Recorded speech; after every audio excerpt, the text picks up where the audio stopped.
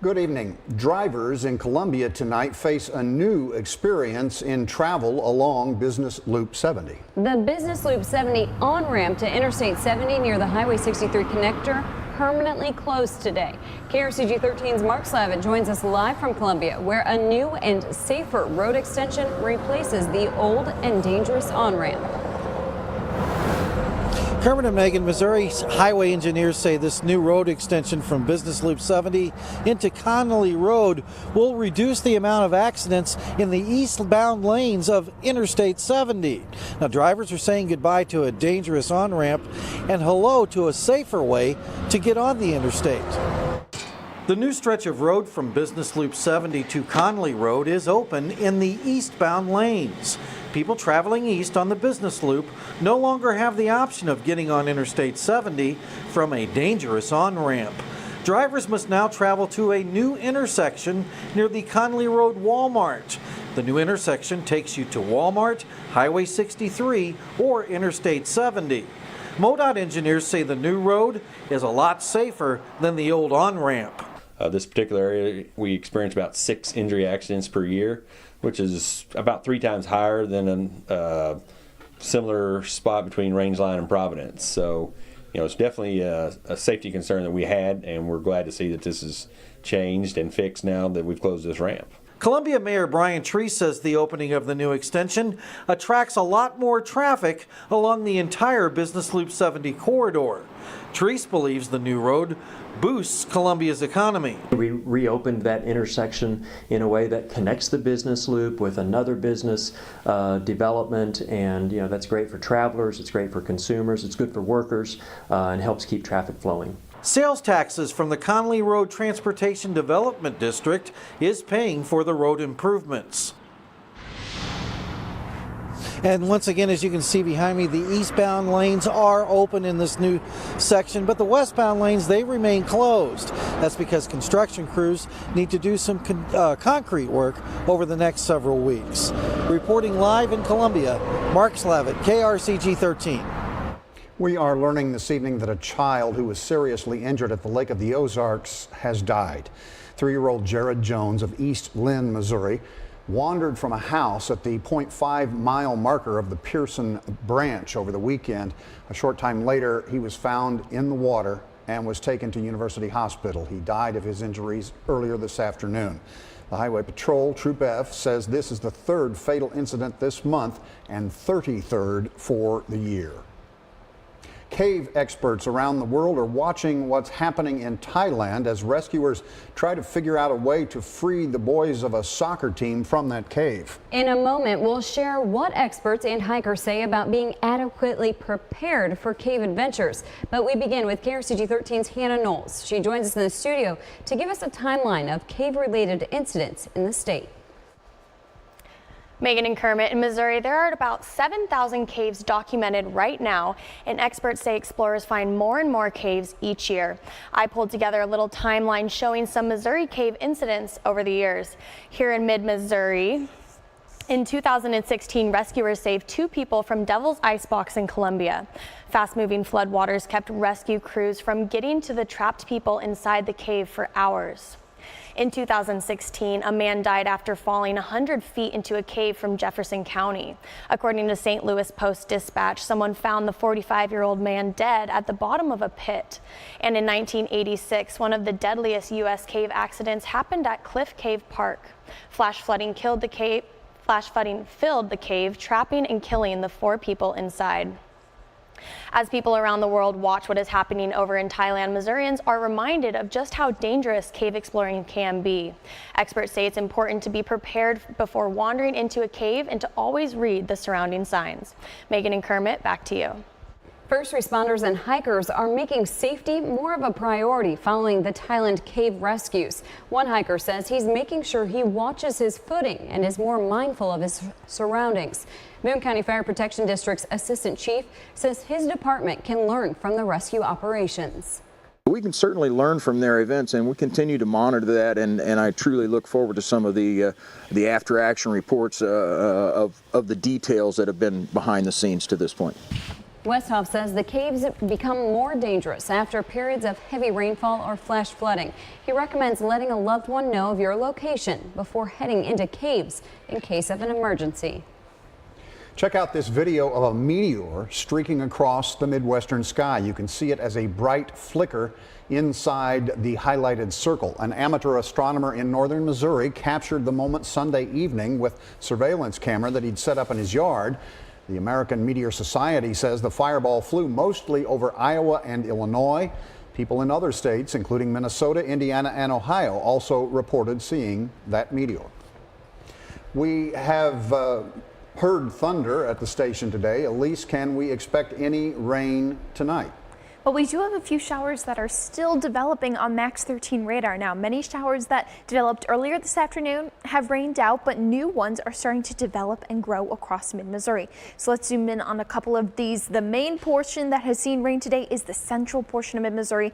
And the thing is, these are pop-up showers. So they pop up and grow and rain out pretty quickly. You can see to the southeast of Boonville, they are seeing some heavy rainfall and potentially some lightning right now. We were tracking some storms that were heading through Camden County that are now starting to rain out. But here's a broader picture for you. Of course, these are scattered showers. Not everyone saw rain today, but one thing's for certain, the heat and humidity you experienced today, that's going to stick around for the rest of this week. And coming up in your forecast, I'll give you the details on the latest heat advisory that was just issued for some mid-Missouri counties. President Donald Trump tonight will announce his choice for the seat on the U.S. Supreme Court, being vacated by the retirement of Justice Anthony Kennedy. 4 names have circulated more than any others, and one candidate among the 4 seems to stand out despite a position on abortion that does not appear to satisfy the litmus test.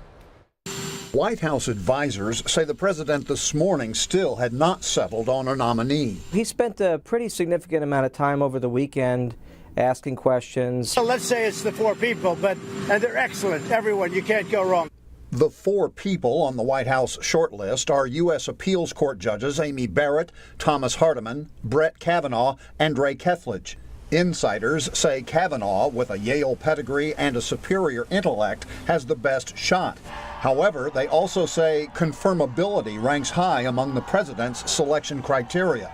And Kavanaugh's high profile, with stints in the Bush White House and the Ken Starr investigation of the Clintons, along with 300 written opinions and on-the-record statements that the Roe v. Wade decision on abortion is binding, could, according to Senate Majority Leader Mitch McConnell, combine for a protracted confirmation process. I haven't talked to the president about this, nor have I talked to Senator McConnell about it, but I think we can confirm any of the 4 names being mentioned. Analysts expect the White House to turn up the heat on Senate Democrats running for re-election in red states. Missouri's Claire McCaskill has declined to comment on the nomination until the president makes his choice public. GOP frontrunner Josh Hawley, himself a constitutional lawyer, has stated his own criteria. Someone who will apply the Constitution the way that it is written and able to stand up to political pressure. And it needs to be somebody who's going to apply the law fairly, not based on their personal preferences. Now, the president's address is scheduled for 8 p.m. Missouri time. CBS News will have live coverage, which you can see right here on KRCG 13. And Westminster political scientist John Langdon will be in our studio tonight at 10 to break down the choice and the fallout. There's chaos in the streets of Haiti. People are outraged by the government's actions to raise gas prices to 51%. Demonstrators are burning tires and using barricades to block major streets across the capital and in a northern city. My Life Speaks is an organization dedicated to mission work in Haiti. The riots caused one of its groups set to leave Saturday not to board their flight. KRCG 13 spoke to a representative who says she's in disbelief. The Haiti that we know is a very beautiful place with very peaceful people, and so to see them going through something like that is very difficult. But my top priority was our team, and so my first thought after I can't believe this place and these people are going through something like this was, what can we do to keep them safe and get them home? The Haitian government canceled the gas price increase amid the protests. Still to come on KRCG 13 live at 6, less than 24 hours of separation left for roughly 100 young children. We will share what the Trump administration is requesting ahead of the looming deadline to reunite those families. You're watching KRCG 13 Live at 6 with Kermit Miller, Megan Lane, weather with Zach Paul, and Rod Smith with sports. KRCG 13 Live at 6.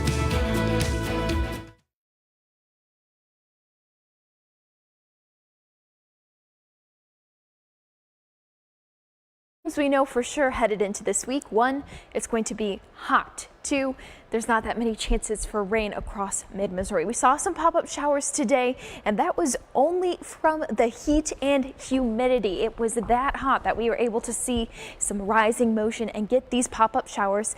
And here it is. It feels like temperature outside right now. It's in the upper 90s or even triple digits in some cases. Marshall is the hot spot right now with a heat index of 103 degrees. So a very hot evening is going to turn into a very warm and muggy night tonight. But we do have a couple of showers that we're watching on Max 13 radar right now. These are pop-up showers. So they pop up, start to develop and grow, maybe give you a couple of strikes of lightning and then rain out very quickly. So one cell we were watching was just to the southeast of Boonville. That looks like it is starting to rain out. And if you were under one of these storms, you picked up about ½ an inch to almost an inch of rain. This is the radar estimated rain total for northern Boone County. Looks like about 0.9 inches, so almost an inch with that particular storm fell. Now, Futurecast, you can see a couple showers right now, but by 9 p.m. we are dry and we are dry overnight. Now, this is what will impact you next. A heat advisory is going to begin tomorrow for counties to the western portion of mid-Missouri here in Orange, and that lasts from 1 p.m. tomorrow through 8 p.m. on Friday because the heat and humidity is just not going to give up across mid-Missouri this week. And your regional heat index value estimated for tomorrow afternoon for Jefferson City, 96 degrees. The entire state of Missouri is going to see those heat indices into the upper 90s or near 100 by tomorrow afternoon. So you will need to keep watering your lawn because we do have chances for those pop-up showers like we saw today, but no major rainmaker is expected to move into mid-Missouri over the next 5 days. What you do notice are these temperatures stay in the low to mid 90s, so it'll be a great day to be outside if you can handle the heat and humidity, but we aren't going to see that much rain, which is very unfortunate because our drought conditions are probably only going to get worse as we head on throughout this week. Many portions are under either a moderate or severe drought, especially to the northwestern portion of mid-Missouri. Now, some of those counties saw some rain today, so that's the good news, but not enough rain to really kick those drought conditions out of mid-Missouri at this moment. But tonight, 73 degrees for a low temperature. A spot shower is still possible, but by 8 p.m. we should be more so dry than wet with those showers. Then tomorrow, 94 degrees for high temperature. Still very hot and humid. That heat index value for tomorrow afternoon near 100. We do have heat advisories that go into effect tomorrow afternoon around 1 p.m. for just a couple counties closer to the Kansas City area, and I wouldn't be surprised if we do see some more heat advisories go into effect because you can see temperatures stay into the low to mid 90s, and when we take into account the humidity, those heat indices will get very close to 100 for about the third week in a row. Wonderful. Yep. At least so. An effort to reunite immigrant families is running out of time. Next on KRCG 13 Live at 6, what the White House is saying about tomorrow's deadline to make the families whole.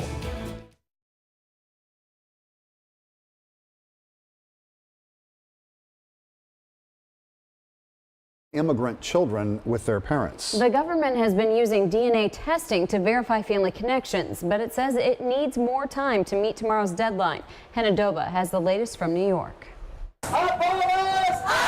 Protesters across the country kept up calls for the Trump administration to abolish ICE ahead of a looming deadline to reunite families separated at the border. We are disappointed the government is not going to meet the deadline for all those children. Last month, a court ordered the government to reunite 102 children under the age of 5 with their families by Tuesday. An administration official tells CBS News the government is on track to reunify almost all of those children, but more time will be needed in some cases. At this point, what we're looking for are very specific promises by the government that we can hold them to day to day. Monday, Texas Congressman Mark Vesey joined New York Senator Kirsten Gillibrand on a tour of a Texas detention facility. The women and children that we saw here today, they're not gang members. They're not in any of these affiliations that Donald Trump talks about. The government faces a second deadline on July 26th to reunite all older children with their families. Immigration attorney Electra Yao. It's a fiasco. It's quite embarrassing, and it's something that shouldn't happen in the United States. At an event in Montana last week, President Trump used the immigration issue to rally his base. We want tough, strong, powerful borders, and we want no crime. This spring, the Trump administration launched its zero-tolerance policy. More than 2,000 children were separated from parents at the border before the president signed an executive order walking back the policy. Hannah Doba, CBS News. Coming up in sports, how golf is helping a mid-Missouri man in his 90s stay young. And why a new Bloomfield golf course is packed with amateur players.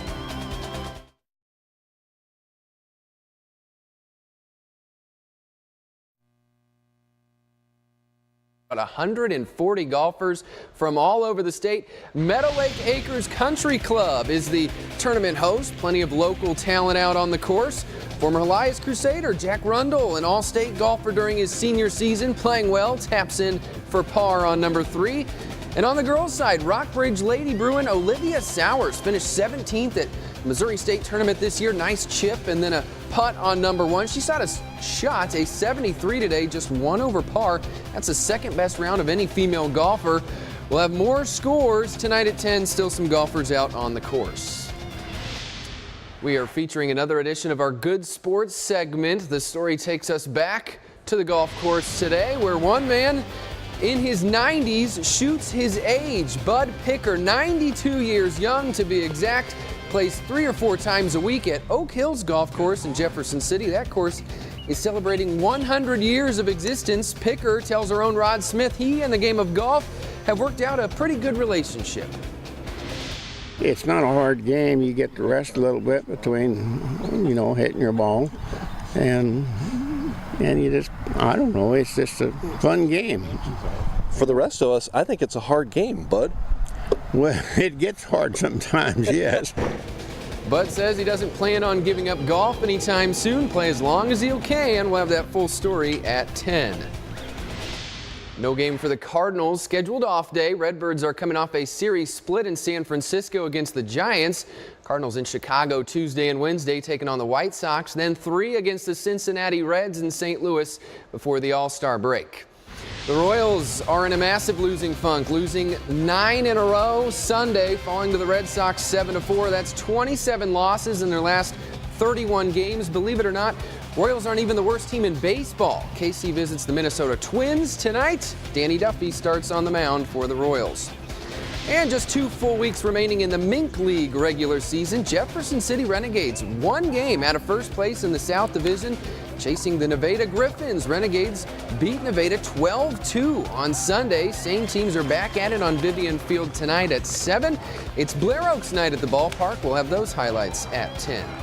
And NBA's Las Vegas Summer League continues. Jefferson City product OG Anunoby playing his 2nd year with the Toronto Raptors. Toronto battling the Oklahoma City Thunder this afternoon. Picked things up late in the first half. Off the steal, there's Anunoby flying in for the jam.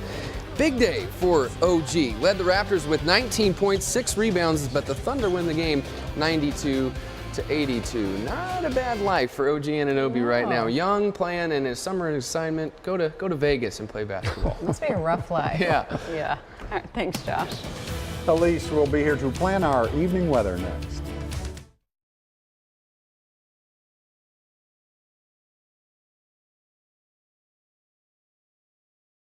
Off.